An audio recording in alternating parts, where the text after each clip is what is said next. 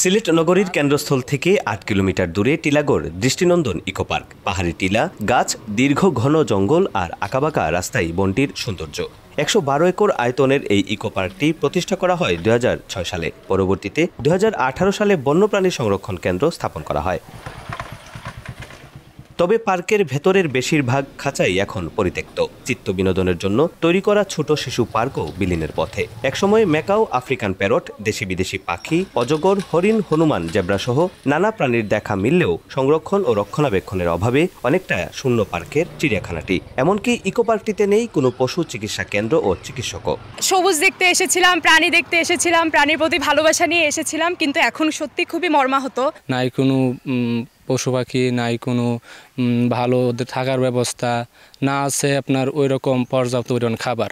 খুব নাজেহাল অবস্থা, আসলে দেখার মতো কোনো ভয়ঙ্কর লাগতেছে। এখানে অনেক মানুষ ঘুরতে, এখন মানুষও কমে গেছে আর পার্কে পশু পাখিও মারা গেছে।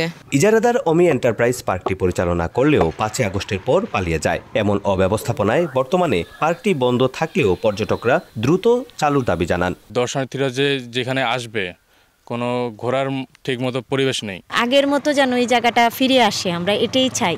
এদিকে চিকিৎসা ও নিরাপত্তা ব্যবস্থার স্বার্থে প্রাণীগুলোকে সাফারি পার্কে স্থানান্তরের পরামর্শ বন বিভাগের। বিনোদন এবং পর্যটন একই সাথে আমরা এখানে গবেষণার সুযোগ সৃষ্টি করার লক্ষ্যে ২০ বছর মেয়াদী একটি মাস্টার প্ল্যান আমরা তৈরি করতেছি। রাস্তাটাকে যদি ঘোরায় নিয়ে আসে এবং প্রপার ম্যানেজমেন্ট এবং নিউট্রিশন সাপ্লাই করে, তাহলে আমার মনে হয় এখানে একটা দৃষ্টিনন্দন এবং আকর্ষণীয় এবং ব্যবসায়ীভাবে ইকোনমিক্যালি ভায়াবল একটা প্রজেক্ট করা সম্ভব।